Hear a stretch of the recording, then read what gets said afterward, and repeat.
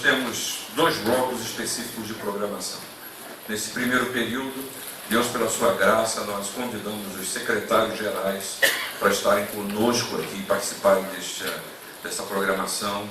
E fui prontamente atendido por cada um deles, confirmaram a presença, com exceção do secretário de adolescentes, que não teve como agendar o reverendo Esdras, ajeitar a sua agenda, mas nos manda a sua vice-presidente sudeste, não é isso, irmão? Isso, para estar conosco aqui o representando.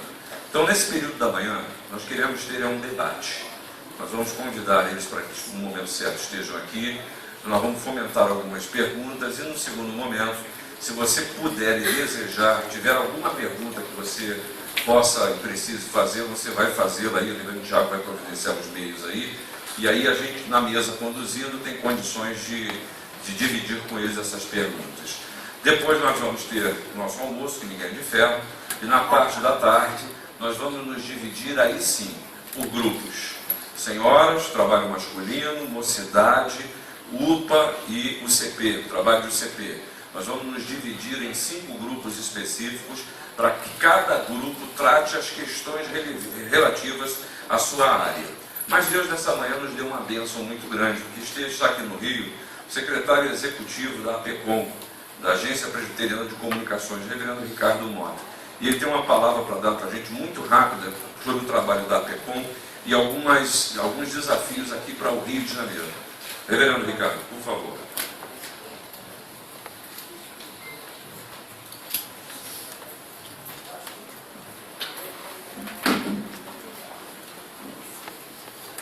Cronometrar aqui o meu tempo aqui, porque quem tem juízo obedece, né?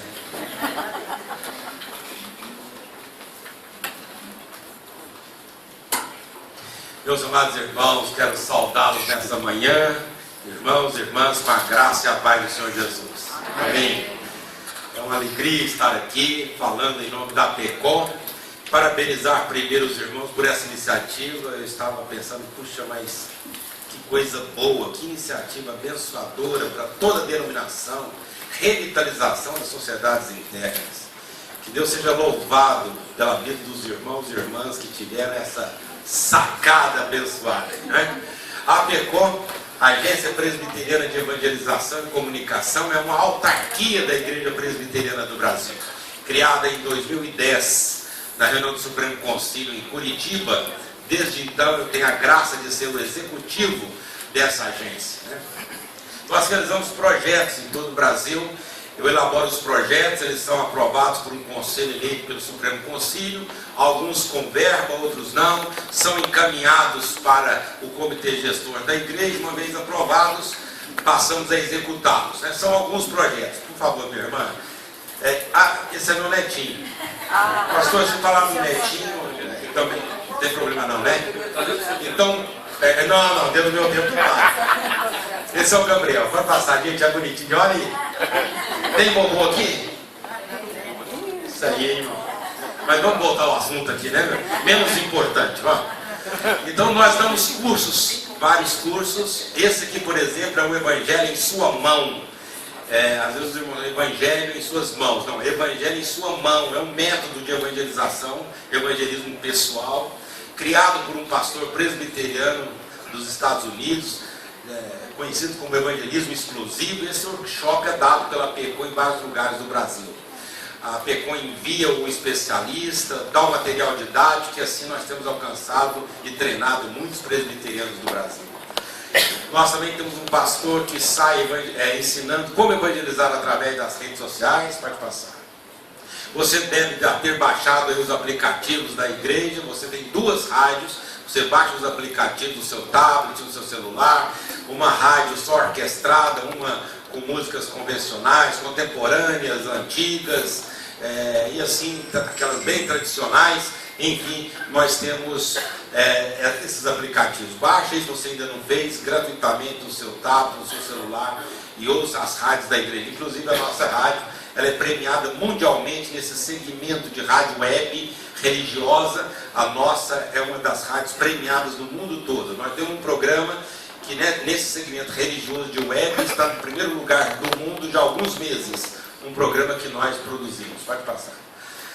Nós temos essa rede de intercessores aqui, uma bênção. Você entra, faz o seu pedido de oração e o seu pedido de oração cai numa caixa de e-mail dos intercessores. Eles vão orar por você e vão clicar intercedir e você recebe. Alguém na cidade do Rio de Janeiro orou por você.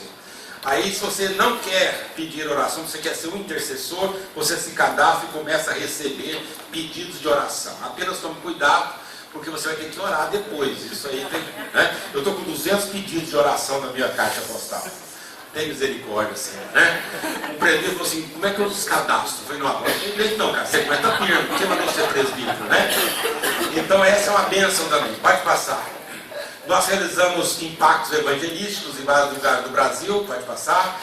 Nós temos a PECOM Produções, que agora foi criada agora e vai poder produzir conteúdos para a internet, poder servir, inclusive, aqui o estado do Rio de Janeiro. Os irmãos saberão no que especificamente, pode passar. Nós criamos lá em São Paulo o CTA, o Centro de Treinamento da PECOM. Nós temos uma sala lá climatizada, onde nós já demos esse evangelho para as pessoas que vão lá, e também estamos criando uma plataforma para ensino à distância de cursos voltados para a evangelização. Pode passar, querida. Congresso Nacional, e nós temos os congressos regionais, que a partir do ano que vem, todos serão congressos da PECOM, e nesse aqui, pode passar isso, nesse aqui que aconteceu agora em junho, nós tínhamos mais de 10% dos participantes eram aqui do Rio de Janeiro, né? Nós tínhamos perto de 1000 pessoas, 123 pessoas aqui do estado do Rio de Janeiro participando do nosso congresso. Realizamos congressos regionais, são 9 congressos que nós realizamos no Brasil. O próximo agora é em Chapecó, o outro vai ser em Recife, e o terceiro vai ser no Centro-Oeste. Talvez tenhamos aqui em novembro também um congresso aqui na região do Rio de Janeiro, conforme acerto ontem com o presidente do Síndo lá, e quem sabe em breve vamos dar essa notícia para os irmãos. Folhetos, pode passar. Nós fizemos 5 milhões de folhetos, são distribuídos gratuitamente. As igrejas entram lá no site, fazem o cadastro, colocam o endereço que querem receber, e nós vamos mandar para você numa caixinha padronizada da PECOM 5.000 folhetos para evangelização gratuitamente. Tem igrejas que não precisam pagar nem mesmo o correio. Você vai receber no seu endereço lá os folhetos evangelísticos em papel couché, excelente qualidade. Nós temos feito isso aqui, abençoado muitas igrejas no Brasil, pode passar. E o projeto, são 19, mas eu vou terminando agora, falando desse aqui, que é o projeto mais caro, e talvez por ser televisão, um dos mais conhecidos, que é o programa Verdade e Vida, que veicula na Bandeirante todo domingo, 15 para o meio-dia. Não veiculou esses dias por causa da Eurocopa, mas é um programa num horário ruim para nós presbiterianos, geralmente estamos na escola dominical, mas o IBOP nos deu conta de que 470 mil domicílios assistem ao programa Verdade e Vida, nem que seja um pouquinho. Como o objetivo da igreja é evangelizar e vai fazer um programa para os evangélicos, aí na opção entre ter em outro horário e esse, nós fizemos a opção de continuar com esse, embora não seja um horário muito bom, e nem os presbiterianos podem assistir às vezes, né? Pode passar. E esse aqui é um projeto que eu criei em 2014, o chamado Parceiro em Missão.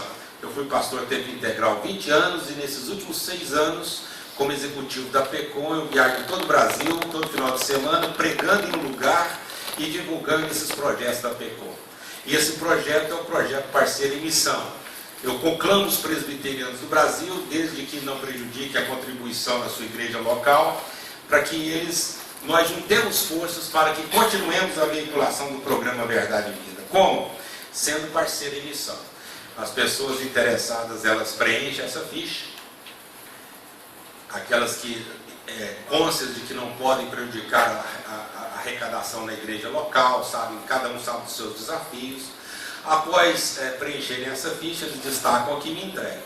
Eu levo para São Paulo, para o nosso escritório, e mandamos os boletos, 12 boletos, para aquela pessoa que quer ser parceira em missão. R$30 por mês já faz parte do projeto. E aí nós mandamos como presente esse livro, apenas como sinal de gratidão, Gotas de Esperança para a Alma. Nós temos vários parceiros em missão aqui no estado do Rio de Janeiro, mas pelo tamanho, pela força que é o presbiterianismo aqui, nós acreditamos que é possível termos mais parceiros em missão aqui nesse estado tão querido. Eu termino com 3 boas notícias para os irmãos. Pode passar aqui, acho que é só o último vídeo, né? Isso. 3 boas notícias. A primeira é que ontem, reunido com os presidentes dos sínodos, uma agenda que o nosso irmão pastor Reverendo Alcione nos ajudou a organizar, e nós sabemos que os irmãos terão na programação do ano que vem, dia 31 de outubro, um culto em comemoração aos 500 anos da Reforma Protestante. A PECOM Produções trará a equipe para cá, vai transmitir ao vivo esse evento, providenciará para os irmãos toda a divulgação no site, cartazes, enviaremos isso para os irmãos. E depois vamos editar esse material, vamos disponibilizar o CD para que os irmãos tenham essa data que vai acontecer, com a graça de Deus, no próximo ano. Mas no mês de setembro, nós teremos, se Deus permitir, o Congresso APECOM Rio de Janeiro. Considerando todos esses irmãos que já vêm participando desses 5 congressos que nós realizamos lá em Águas de Lindóia, por que não realizar um grande congresso também aqui no Rio de Janeiro? Então, já tem data. Em setembro do ano que vem, dia 22, 23 e 24 de setembro. Você já põe na sua agenda. Os secretários presbiteriais não façam nenhuma programação nessa data. E vamos ter aqui, para a glória de Deus, o Congresso APECOM Rio de Janeiro, nesse 22, 23 e 24 de setembro. E a terceira e última notícia é que esse ano, se Deus permitir, no formato de congresso regional, pode ser que nós tenhamos também aqui, no mês de novembro, o Congresso APECOM, o Congresso Regional. Então, o Congresso Regional, esse ano, em novembro, o culto em comemoração aos 500 anos da Reforma, dia 31 de outubro. E um mês antes, do o Congresso APECOM Rio de Janeiro. Quero agradecer muito a oportunidade que me foi dada. Deus abençoe vocês, bom trabalho, mais uma vez parabéns, e a APECOM se sente honrado em estar aqui com os irmãos. Muito obrigado. Seja um parceiro em missão. Um abraço. Obrigado, Reverendo Ricardo. Vocês viram a importância da gente saber, e eu ouvi um comentário aqui dizendo, por que a gente só sabe disso agora, né? Que bom que a gente está sabendo. A gente tem uma porção de oportunidades aí de ministério a realizar. Como o Reverendo Ricardo falou, é importante que você reserve já algumas datas na sua agenda. Como ele falou, o segundo semestre aqui vai ser o Congresso Regional. Já se prepare, nós não temos data ainda, mas provavelmente no primeiro semestre do ano que vem, o Congresso da CECEP também vai ser aqui no Rio de Janeiro. No segundo semestre, dia 22 a 24 de setembro, é este Congresso Nacional da PECOM, vai ser aqui. E dia 31 de outubro do ano que vem, 2017, nós celebramos 500 anos da Reforma. E por solicitação do Rio de Janeiro, nós levamos à Comissão Executiva e foi aprovado que o culto oficial da IPB será realizado no dia 28 de outubro, sábado. Portanto, é pecado marcar qualquer outra programação para esse dia, certo? Nós vamos ter um grande culto, provavelmente vai ser na Quinta da Boa Vista, tá? Nós estamos chamando os presbiterianos de todo o Brasil para que a gente possa estar reunidos ali celebrando o nome do Senhor. Amém? Amém. Então, desde já, nós vamos se informar, vamos receber, e nós solicitamos a APECOM e fomos prontamente atendidos. Eles vão cuidar do material de divulgação todo. Mas, partindo imediatamente agora, eu gostaria de convidar nessa hora para que viesse compor aqui a mesa conosco, primeiramente, a nossa irmã Miraci Bueno, que é a secretária-geral do Trabalho Feminino. Quero registrar a presença também da presidente da Confederação Nacional. Levanta aí, Ana Maria, sai de trás da pilastra. Isso. Bom, presidente da Nacional, ela está aí. Vem para cá, Miraci. Isso. Vem para cá, senta aqui com a gente. Gostaria de convidar para que viesse também compor aqui a mesa o presbítero Paulo Daflon, que é o presidente da Confederação Nacional do Trabalho Masculino, e desde já nós queremos justificar a ausência do secretário-geral do Trabalho Masculino, porque ele está enfermo, por favor, porque ele está enfermo e não tem condições de se deslocar. Mas o Paulo Daflon sabe tanto ou até mais do que ele sobre o trabalho masculino.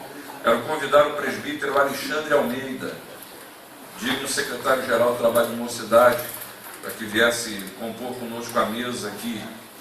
Quero convidar também a minha irmã Camila Stelletti, que ela vem representando o trabalho de adolescentes. O reverendo Esdras designou a ela para que ela compusesse aqui a mesa conosco, que vai resolver todos os problemas da face da terra aqui com a gente. Isso? Benção. Quero convidar também o reverendo José Roberto Coelho, digno secretário-geral do Trabalho de Infância, de Crianças, para que estivesse conosco aqui. E não poderia ser diferente. Quero convidar o secretário executivo do Sino do Rio de Janeiro, o reverendo Tiago, que venha conosco, porque ele é o dono de tudo aqui, ele é que manda, a gente só obedece. Né, Tiago? Vamos nós. O reverendo Tiago deu uma sugestão e eu achei que é muito boa. Eu vou servir aqui no primeiro momento como um provocador. Vou jogar só pergunta difícil para eles responderem, tá certo? Mas depois você vai ter oportunidade também de participar fazendo perguntas. No segundo momento, uma determinada hora, e eu sei que você já comeu o suficiente, mas não tudo ainda. Mas vamos ter um coffee break aí, e aí depois desse coffee break é a oportunidade para você fazer perguntas. Então vai ser disponibilizado para você duas possibilidades. Depois o reverendo Tiago vai colocar aqui um número de celular, e você com o seu WhatsApp aí, não é isso? Você pode mandar perguntas para serem feitas para os nossos irmãos. Ou então, aqueles que não estão com o celular aí, ou não tem esse negócio de zap, você vai poder fazer também por escrito sua pergunta, desde que não seja letra de médico, tá certo? Que dê para a gente ler depois, ok? Eu queria começar logo entrando de sola nesse negócio de sociedade interna. Não vou começar enviando para ninguém, não.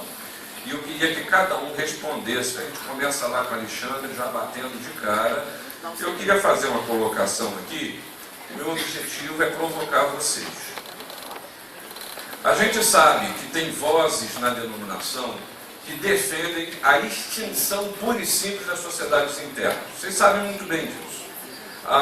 E que seja substituído por outros modelos. Já se falou de ministérios, já se falou de grupos de interesse, daí. E até igrejas que já até implantaram outros sistemas e acabaram com as sociedades internas.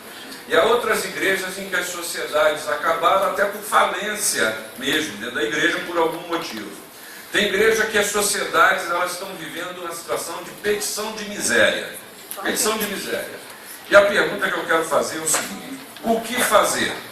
Há solução para as sociedades internas na igreja presbiteriana? Ou vocês acham realmente que elas deveriam ser extintas? Alexandre, começa, depois vem de lá para cá. Bom dia. Obrigado, reverendo Cid, reverendo Sino, pelo convite. Tiago, também, que tem sido companheiro aí de trabalho, obrigado pela gentileza. Eu queria que você prestasse atenção por 2 minutos para eu poder criar em você um conceito. O conceito nosso como igreja presbiteriana, como igreja reformada, é um conceito de concílio, é um conceito de equipe, é um conceito de grupo. Então, quando esse conceito ele não existe na mente da liderança da igreja, você começa a ter uma liderança episcopal. É o pastor que manda, ou é um presbítero que manda, ou é o presbítero mais antigo, ou é a família mais tradicional, porque na igreja presbiteriana é assim. Então, estou falando muito direto, já que você vai identificar, a gente bate para dizer logo a verdade, porque nós estamos entre presbiterianos. Esse conceito se estende para a igreja. Então, você vê que existem algumas frases que são horrorosas. A minha diretoria, o meu secretário executivo, o meu tesoureiro. Não, ele não é tesoureiro do cara, ele é o tesoureiro da confederação, ele é o tesoureiro da federação, ele é o tesoureiro da mocidade da igreja, ele não é do indivíduo. Então, essas falas indicam que nós estamos perdendo o senso do coletivo. No senso, na ausência do senso coletivo, você começa a ter um personalismo. O pastor messiânico que diz que vai resolver todos os problemas e que o ministério dele é a luz daquela igreja. Ele chega e vai, vou trazer o meu ministério. Esse tipo de condição incendeia a igreja no conceito. E ao chegar nesse ponto, você desmonta porque você precisa de ter um indivíduo. Então eu nomeio o líder do ministério A, do ministério B, do ministério C, porque eles são os meus agregados ou os meus comandados. Esse conceito, então, de identidade presbiteriana está sendo perdido. É ele que tem na minha cabeça afetado o funcionamento das sociedades internas. Porque aí a gente passa a não mais ter um senso coletivo, e se eu não tenho o senso coletivo, todo o princípio coletivo desaparece, incluindo as sociedades internas. Eu vou depois, numa outra oportunidade, avançar um pouco nessa ideia, mas a sociedade ela é relevante, porque ela manteve a liderança histórica da igreja por décadas. Nós estamos numa crise de identidade teológica e de liderança hoje na igreja. A gente vê isso claramente nas igrejas locais em termos de conselho. É difícil até você eleger um presbítero. E eu acho que tem a ver muito com a perda que a gente teve da história que é construída dentro da sociedade interna, do princípio de liderança, da teologia reformada, dos princípios constitucionais, de ter uma regra de funcionamento. Então, eu acho que ela é relevante, extremamente importante, solapada pela perda do conceito de identidade de grupo. Quase não sobrou nada. Daquela assim, eu penso como ele pensa. Mas é isso mesmo. A gente acredita. Eu acredito na minha igreja. Acredito nos fundamentos da nossa igreja. Eu creio no governo dessa igreja, na constituição dessa igreja. Mas ela está perdendo o primeiro amor. Aquele primeiro amor de identidade, de igreja. Porque eu sou presbiteriano de berço, eu sou de igreja luterana, eu sou missionário na igreja luterana. Então é uma coisa que é precisa, não é que a gente é antigo, sabe? A gente é mais antigo. Então, falando igual como membro de igreja, pastor, eu estou desesperado com esse negócio. Porque a gente está lutando assim, para que não se perca essa identidade. E como igreja local, a gente tem lutado para a igreja local, porque de repente chegam umas ideias, nas suas igrejas devem chegar, no seu presbitério, umas ideias que não tem nada a ver. E o pior ainda, que a gente sente, é que sai da liderança maior, que são os pastores, que são os conselhos. E nós, como membros de igreja, nós ficamos como que prensados naquela situação. E você começa a tem que ter uma reação cristã. Eu achei muito boa a devocional do pastor. A gente tem que ser crente. Tem que ter essa convicção de salvação. Convicção de onde você serve. Por que você serve? Para quem você serve? Quando nós temos essa convicção como crentes e membros de igreja, mesmo como um membro sentado no banco, como um presbítero, um diácono, um pastor de escola dominical, seja o que for, uma CT, eu fui criado dessa forma, você tem raiz cristã, convicção de que você está no lugar certo, servindo um Deus que é real. É assim isso que eu creio. Então, a nossa preocupação é essa: como é que vai ficar esse sistema de governo?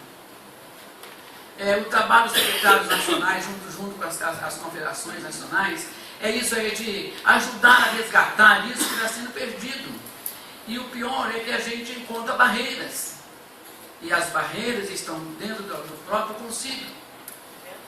Do próprio concílio. Eu não sei se o Alexandre pensa assim. Porque quando você chega, já que é para falar, não vou falar. Você chega em determinados lugares, tanto como o secretário nacional, como presidência, você vê realmente uma hostilidade, uma certa hostilidade no receber você na sua igreja. Você está na sua igreja. Aí de repente você não pode, como vou falar com a mulher, você não pode falar. Mulher não fala. Aí você tem que falar só que você não está pensando nisso. Então, eu estou falando de trabalho feminino. A mulher na igreja, quer que você goste ou não, ela é importantíssima. Não é só na igreja, não, mas... Vamos falar da igreja.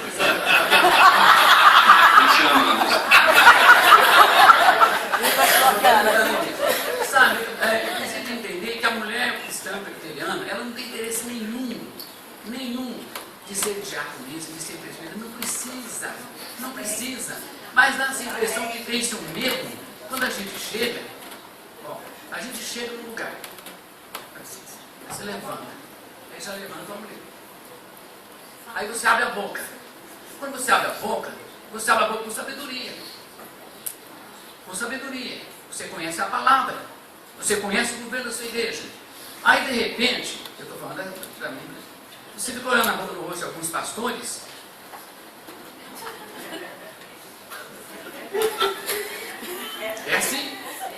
isso que nós enfrentamos aí. Mas aí eu fico lendo, porque eu estava com aconselhamento, por infelicidade de alguns, então eu fico olhando assim o rosto, eu fico lendo o que está pensando da minha pessoa, não da minha pessoa, e também do cara que eu estou assim, quem é essa mulher? O que ela está pensando? Eu sou crente, sou membro de uma igreja, sou missionária, trabalho com aconselhamento, eu conheço a igreja. Então, eu fico assim andando com a Maria do lado. E dou mesmo meu apoio, eu fico junto mesmo. Por quê? A mulher dentro da igreja ela é muito importante, mas tem pessoas assim que nós incomodamos. Às vezes lugar que parece que nós incomodamos, que ninguém quer tirar o lugar, pastor, do pastor e do presbítero do diácono. Nós queremos ser parceiros, estamos juntos ali. Agora, como secretário nacional, eu preciso defender isso. O que eu estou fazendo ultimamente? Eu estou trabalhando com secretários sinodais. Eu estou arrebanhando os secretários sinodais. Por quê?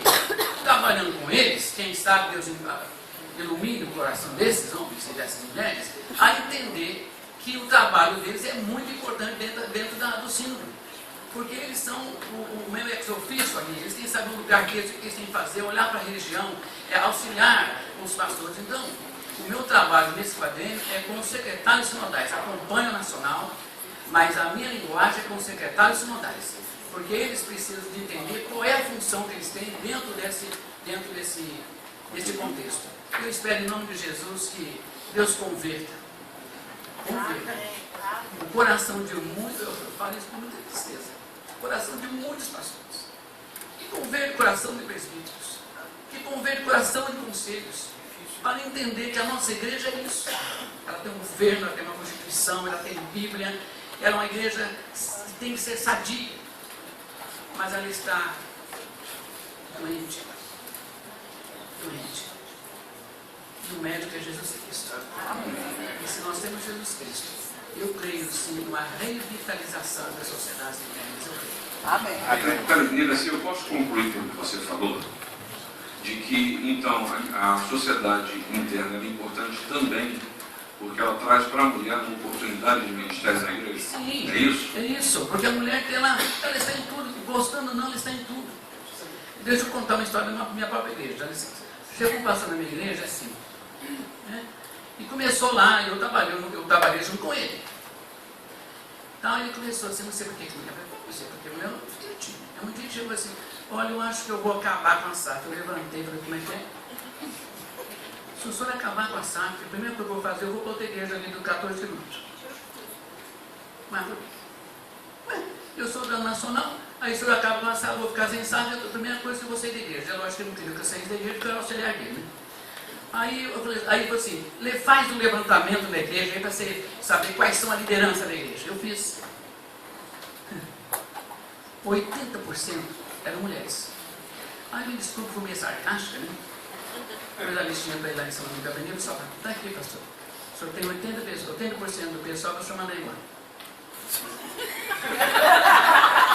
Ué, eu tinha liberdade, eu falei assim, mas tem tudo. Pastor, tem tudo, escola de calma, mulher está aqui, mulher está aqui. Olha a quantidade de homens que o senhor tem trabalhando na igreja. Então o senhor tem que trabalhar com os homens para ele chegar a ocupar o nosso lugar. Mudou a cabeça dele. O senhor trabalha com os homens para eles ocupar os lugares que é deles. Pronto. Nunca mais mexeu com isso. Agora, entendeu? Então, a gente tem que ter assim, por isso, irmãs, eu vou falar agora para vocês. A gente tem que ter postura dentro da igreja, saber o lugar que a gente ocupa, não querer passar nem por cima e nem deixar também as pessoas passarem por cima daquilo que é tudo. Agora, não ficar fazendo coisa e depois nós vamos conversar sobre isso. Mas a cooperação. Obrigado. Camila. Vamos lá. Representando aqui a geração anos de vida,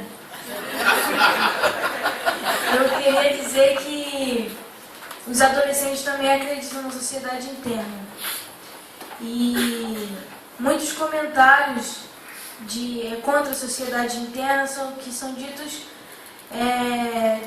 dizendo que a igreja presbiteriana é uma igreja muito velha, de mais de 100 anos, e eles dizem que algumas coisas têm se perdido ao longo do ano e do tempo, e a gente tem que se atualizar. mas eu não creio que a sociedade interna seja uma forma, acabar com a sociedade interna seja uma forma de atualizar a igreja. Eu creio sim na sociedade interna, porque desde criança eu também sou da igreja presbiteriana e meu desenvolvimento espiritual deve muito às sociedades internas, porque desde criança a criança é incentivada a fazer um estudo bíblico, o presidente da UCP é incentivado a fazer um estudo bíblico, o adolescente também é incentivado a fazer devocionais, a falar em público, coisas que na frente de uma igreja inteira, às vezes ele não conseguiria, mas ali no grupo pequeno ele consegue desenvolver, ele consegue ter um incentivo de outros adolescentes. Essa interação com o adolescente, adolescente com adolescente, compartilhando dificuldades, compartilhando coisas do dia a dia.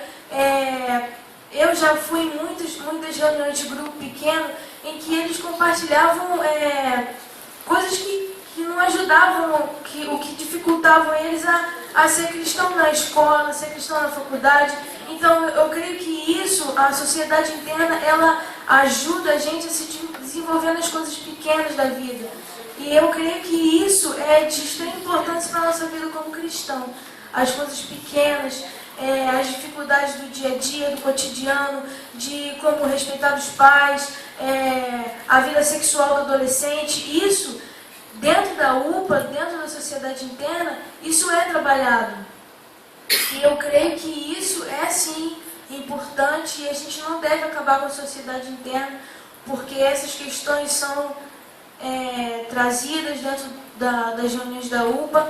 E fora isso também a forma de governo, de organização, de federação, sinodal e até nacional, ela, ao invés de ser uma coisa muito prazerosa, os encontros, eles dão às UPAs locais, um certo incentivo.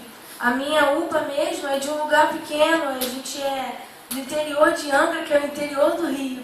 Então a gente é um lugar muito pequeno e a gente começou a ir em programações de sinodal, em programações a nível regional, e o nosso presidente do sínodo está aqui, e a nossa sinodal é uma sinodal bem forte, é numerosa, então a gente começou a ir nesses trabalhos e isso trouxe uma consequência para a minha UPA.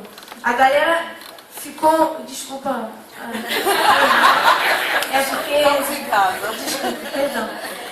Mas o pessoal, né? Os irmãos. A galera. Eles começaram a ficar incentivados e agora vai ter o encontro regional do Sudeste e eles estão fazendo almoço, eles estão lavando carro, eles estão fazendo cantina para ir lá. E não está barato, eu vou dizer para você que não está barato. Mas a gente está levando um grupo de 22 adolescentes de uma UPA só. Então eu creio que se acabar com a sociedade interna, vai acabar com toda essa movimentação, vai acabar com isso tudo e a gente não pode acabar com a sociedade interna. Camila, deixa eu te fazer uma pergunta. Você nasceu na igreja? Nasci. Você frequentou o CP? Frequentei. Você tem frequentado a UPA? Sim. Como você aprendeu a falar tão bem desse tipo? Foi na UCP. Foi a galera. Foi pra galera. Valeu. Servidor da fonte. Graças e paz, irmãos. Primeiro, para até dar uma extensão melhor da justificativa do Haroldo, né? O Haroldo foi acometido de uma enfermidade muito grave e está em recuperação e vivendo na misericórdia de Deus, né?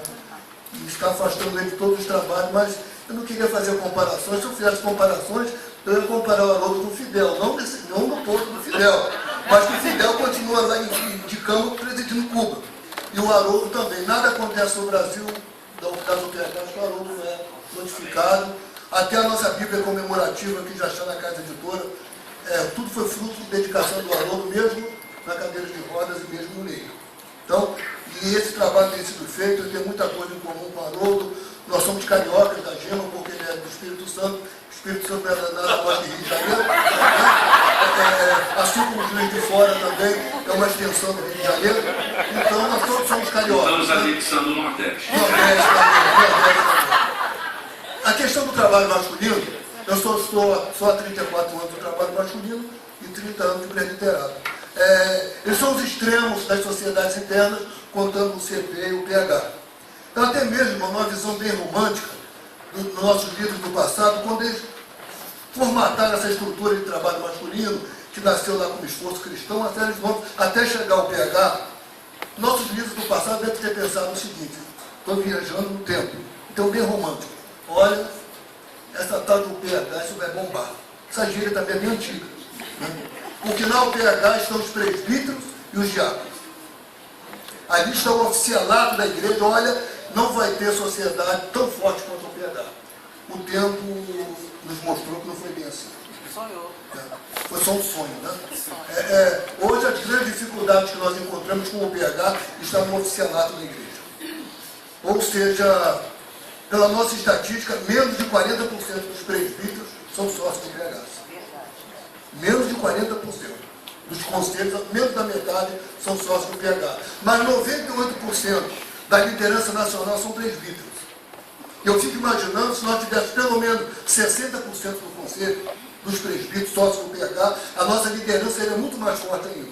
De todas as sinodais que nós temos organizadas, quase todas são presbíteros, mesmo tendo uma parcela menos importante na quantidade do conselho. Algumas coisas no decorrer do tempo, elas foram sendo derribadas até através do próprio meu comportamento como presidente da Nacional. Primeiro que eu consegui levar para a Nacional 30 anos de concílio. Então, eu, com a graça de Deus, dei uma outra roupagem à Nacional, eu dei uma estrutura à mesa da Nacional, uma estrutura mais conciliada. Outra coisa foi a dificuldade de marcar nosso território. Quando nós chegamos no Supremo Concílio, reverendo, eles pensavam que CNHP era um hospital. Aquelas siglas que tem lá em São Paulo, aquelas siglas, me desculpa os paulistas que estão aqui em Minuri, mas sigla estranha pra caramba que tem lá, né? Desculpa caramba, né? Mas eu não fui da UCP nem na UPA, eu entrei velho nessa igreja. Eu já entrei na UPH e por pouco nem na UPH eu ficava caidado para novo. Mas então o que tem acontecido hoje? Hoje lá no Supremo Concílio, o trabalho masculino já sabe até o que é CNHP. Eu vejo pastores dizendo CNHP de feliz da vida, eles já sabem o que é. Esse foi o primeiro desafio. O segundo, irmãos, havia uma regra no trabalho masculino, porque eu chamo até no decorrer das palestras que faço, o homem gosta muito de terceirizar, o homem do PH, dá outra a responsabilidade de fazer o trabalho dele. Né? O homem gosta muito de se empurrar sempre para alguém, né? Essa tal terceirização. E o que acontecia é o seguinte: o chavão que tinha no Brasil inteiro era esse: a minha igreja não tem o PH porque o meu pastor não quer. O pastor da minha igreja. Durante esses 10 anos que eu presido a Confederação Nacional, eu consegui, quase na totalidade, sumir com esse refrão, com esse chavão.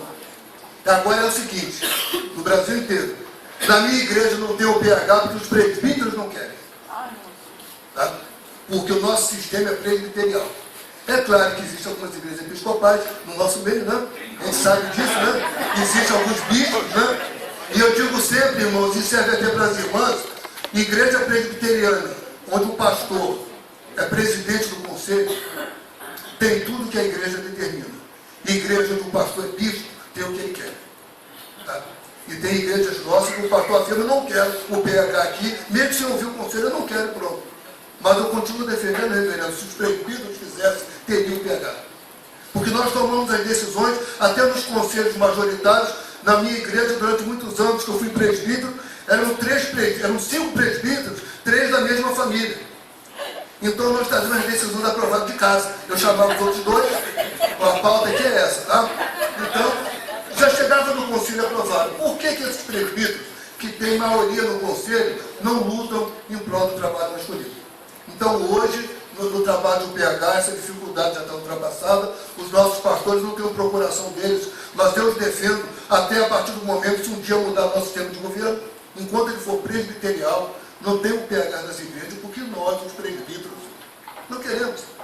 Teve um caso aqui no Rio de Janeiro, não sei qual igreja, não quero entrar em detalhes, que o conselho resolveu extinguir as sociedades internas.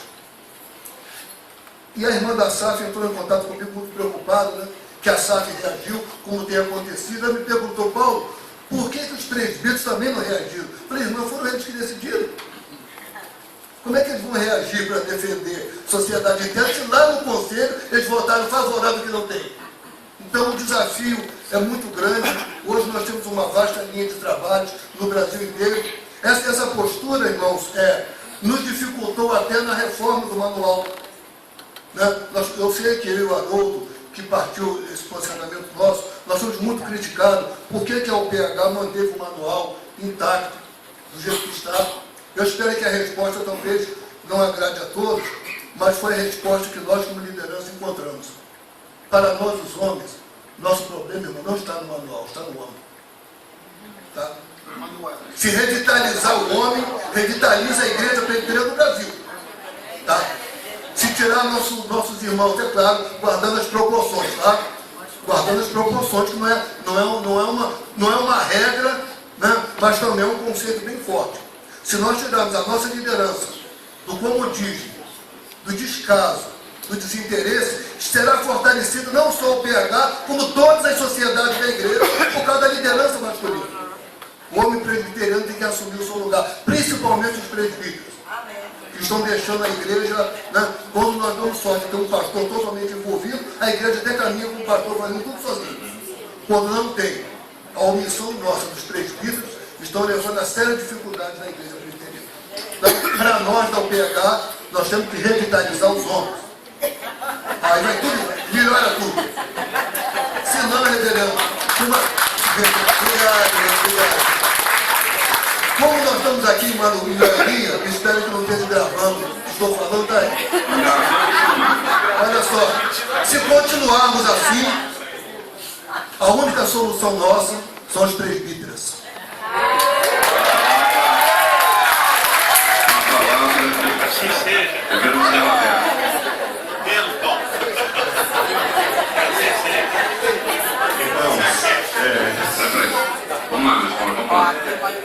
Vamos ouvir agora, reverendo. Lembrando que isso que nós estamos colhendo aqui são opiniões. É isso? Vamos lá. Ok.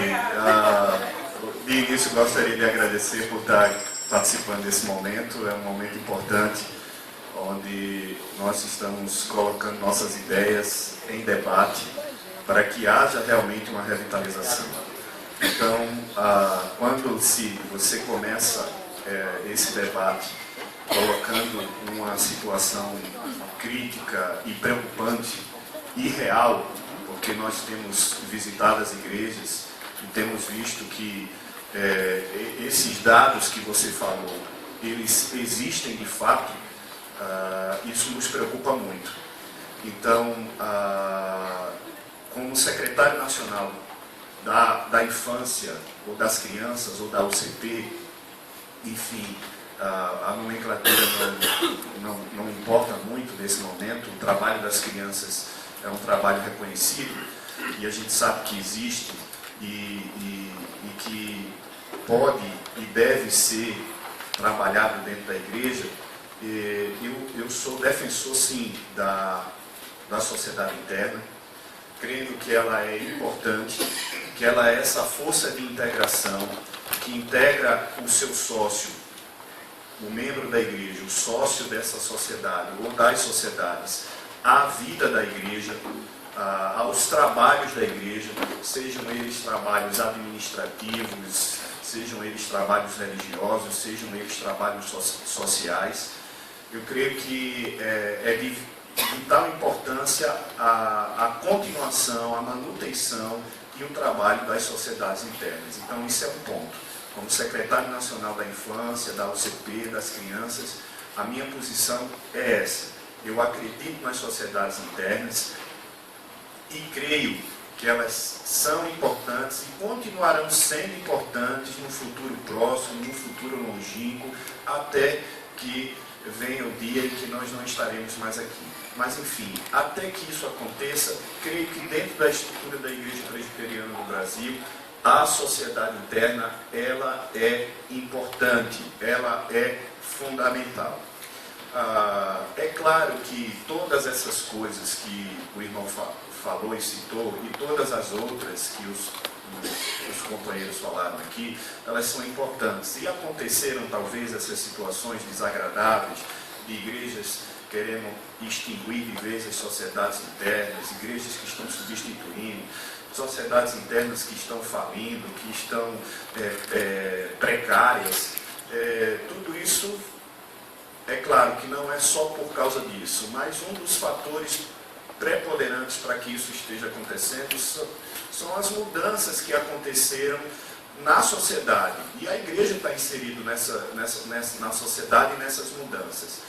E eu não sei, irmãos, se de repente nós, como membros da igreja, como líderes, como presbíteros, como liderança de sociedade interna, nos preparamos para essas mudanças, né? Nos preparando, visualizando o futuro, né? Quando tudo começou há 50, 80, 60 anos, sei lá quantos anos atrás, será que nós visualizamos que 80 anos depois, muita coisa estava mudada no mundo, muita coisa tinha acontecido de mudanças, e isso acabou afetando a igreja e tem afetado a igreja. Então, talvez, um dos motivos, não estou dizendo se é o principal, o maior, o menor, é que essas mudanças realmente aconteceram.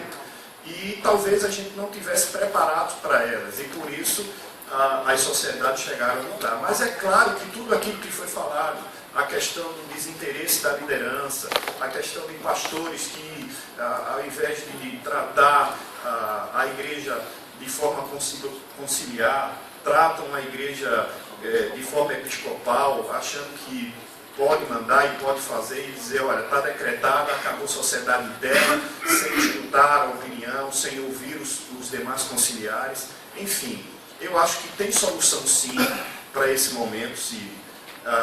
É um momento desagradável, sim, onde estamos vendo toda essa situação, sim, mas há sim esperança, há sim como nós revertermos o quadro e continuarmos mostrando que as sociedades internas, apesar das mudanças na sociedade, na igreja, no convívio, nas relações, enfim, em tudo que está ao nosso redor esteja acontecendo, há sim a possibilidade de continuarmos firmes com esse trabalho, porque ele é importante e fundamental para a Igreja Presbiteriana do Brasil.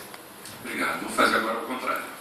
Agora você tem de ponto e eu vou segurar um pouco o tempo para a gente poder caminhar um pouco mais em outras linhas, que eu queria depois fazer perguntas específicas para cada um de vocês. Mas Posso fazer um último comentário? Claro. Só para deixar claro para os irmãos, que eu vou tomar a liberdade de falar em nome da Miraci, do Beto, do Edson que está ausente, do aluno, porque eu sei que eles pensam assim. Nós não acreditamos na sociedade porque nós somos secretários.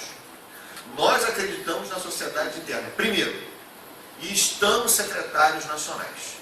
Porque às vezes alguém pensa, mas só porque vocês são secretários, vocês estão defendendo a sociedade. Não. Nós defendemos aquilo que nós acreditamos, independente de sermos secretários ou não. Tá, eu vou começar o contrário, eu queria fazer uma pergunta para você. Havia consenso com todo mundo e a sociedade interna, ela é uma necessidade, ela é importante. Então, eu queria saber de você o seguinte, quando a gente fala de digitalização, é porque nós estamos achando que está morto, não é isso? Estamos achando que a coisa não está acontecendo. E aí eu quero perguntar, isso é verdade mesmo? Não, vocês andam no Brasil, mas as sociedades elas precisam ser revitalizadas? Há um esfriamento nas sociedades de maneira geral, ou você vê pontualmente em alguns lugares isso acontecer? Por favor. Bom, Deus me deu esse privilégio de poder, desde 2010, estar à frente da Secretaria Nacional da Infância. E num momento histórico, que foi o momento em que o Supremo decidiu que essa função seria em tempo integral. Isso nos deu condições, Cid, de, como você falou, viajar o Brasil inteiro e ver qual é a realidade. É claro que pela extensão territorial do Brasil, nesses últimos 6 anos, porque de 2010 para cá são 6 anos, nós ainda não conseguimos atingir todos os rincões desse Brasil, todos os lugares, mas já fomos a todas as regiões. Já visitamos todas as regiões e as principais cidades, capitais, e nós temos sim uma noção e um termômetro para saber o que é que está acontecendo. A situação é preocupante. Eu não ouso dizer que a sociedade interna está falida, ou que não tem dado certo, ou que que realmente não.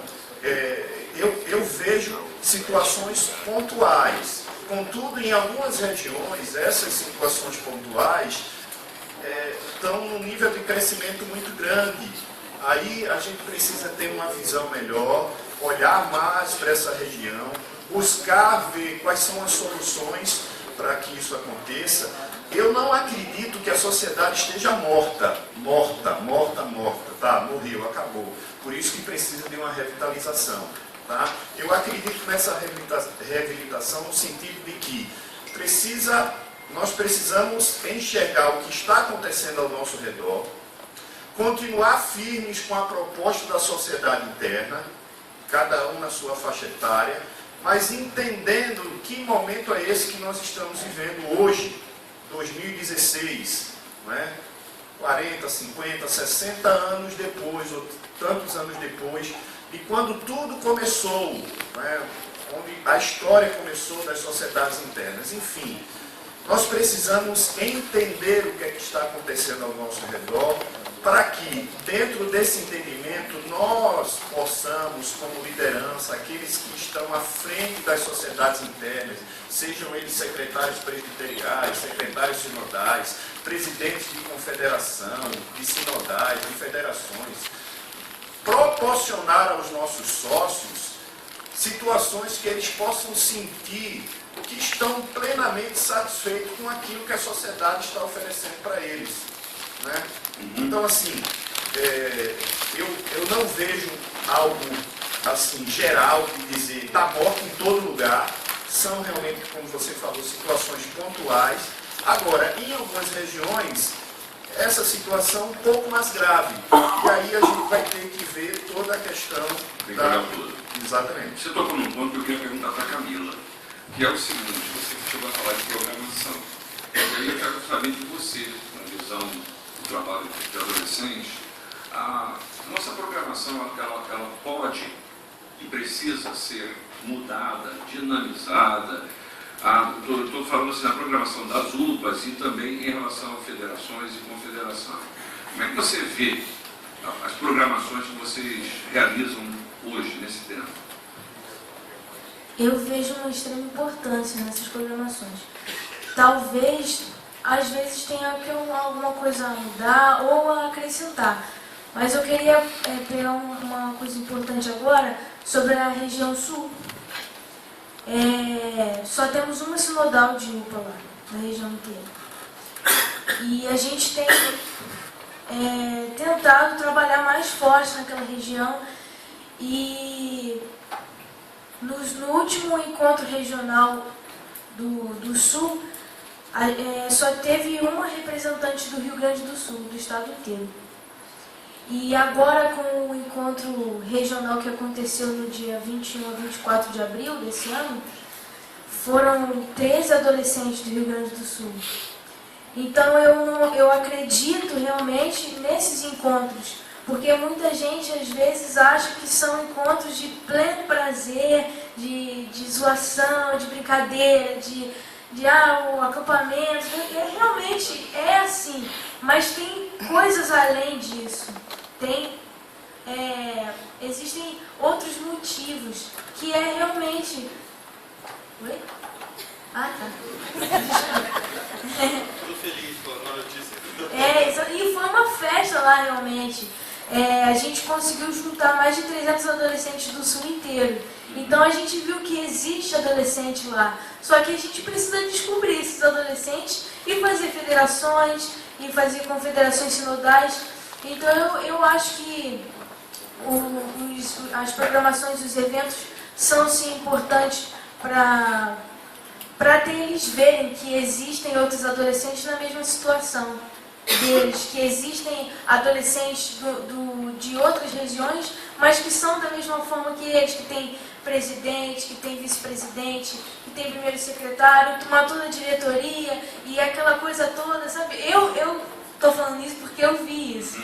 Antes de ter todo esse contato, quando vi essa coisa toda, essa dimensão toda, eu fiquei, nossa, que trabalho sensacional. E eu não estou falando isso até porque eu sou vice-presidente do Sudeste, não. Eu estou falando isso porque é o que acontece e eu vejo isso acontecendo muito. Então as programações são assim, importantes e elas devem acontecer. Talvez tenha alguma coisa para acrescentar ou para mudar, porque sempre tem, a gente nunca é perfeito. Mas eu creio que do jeito que a gente está caminhando é um jeito legal.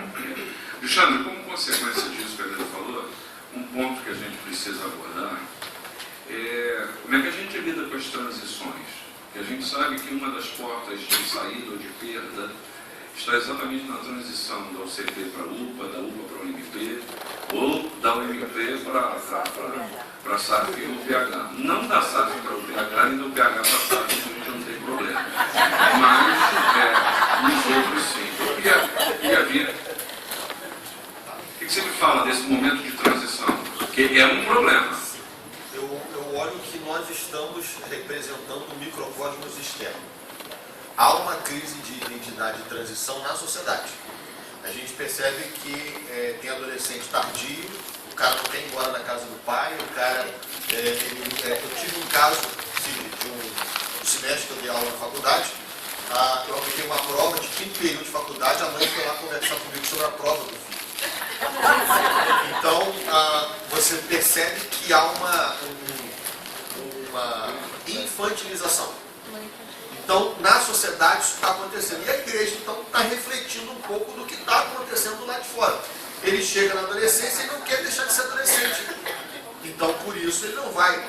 Você vê as brincadeiras de menino de faculdade, parecem aquelas brincadeiras de empurrar, que é a brincadeira de primário. Então, essa infantilização está na igreja. Quando você chega lá no final da história, na transição UMP, SAF e PH, você tem ainda a âncora que ele não quer envelhecer. A síndrome de Peter Pan. Ele acha que ele é jovem eternamente e que ele ganhou houve uma estigma que não é real de que SAF e PH é coisa de pessoas velhas. Então ele não consegue entender, para ele, não, eu sou jovem. Não, cara, você é um cara de 35 anos, você é um pai de família, daqui a pouco você é avô. Você vai ficar achando que você é novo até quando? Então eu acho que há uma diferença na sociedade que está afetando a igreja e que a gente tem que tratar, não é a questão da transição, mas é a infantilização do adolescente para a mocidade e essa fonte da juventude eterna do jovem para frente, que ele não consegue entender que a vida está passando. Iraci, me diga uma coisa, agora vamos lidar, nós falamos de transição e outro ponto também que a gente ouve aqui e lá é a questão dos secretários. Secretário presbiterial e secretário sinodal. Alguns falam da falta de ação desses secretários, em que as coisas não chegam nas sociedades ou nas federações, e ao que o reverso é verdadeiro. Muitas vezes os concílios, a gente quer julgar pastores e presbíteros nos concílios, mas a informação também não chega nos concílios. E aí algumas coisas vêm à cabeça. Eu queria saber da sua visão sobre a questão dos secretários. Uma delas é, de repente, um secretário assume e não tem um histórico na sociedade. Ele talvez nem conheça como é que é o trabalho da sociedade, mas também tem outro caso. Tem o caso daqueles que eles estão secretários, mas na realidade não atuam, né? Talvez você tenha convidado para estar aqui alguns secretários e eles sequer se comunicaram, por exemplo, num evento como esse, que é especificamente voltado para a área de atuação. Como é que você tem visto isso no Brasil? Triste. Bem triste. Porque, é aquilo que eu falei, a proposta nesse quadriênio é exatamente descobrir isso. Em contato com a Nacional, a gente conversa sobre essa questão da atuação dos secretários. O que a gente tem observado nesse pouco tempo que nós estamos dentro da secretaria? Alguns chegam, regaçam a manga, estão juntos e quase que toma a sociedade para ele. Ele vira presidente. Então você tem que consertar essa parte. A sua função é essa. Agora, para consertar essa função, precisou de começar pela Secretaria Nacional também, sobre a questão da postura da Secretaria Nacional. Porque o senhor pode cobrar do outro se você faz, né? Então, deve tomar um susto muito grande quando eu falei na executiva que eu não estaria viajando pelo Brasil afora, visitando sociedades. Porque nós éramos representantes do Supremo Conselho dentro da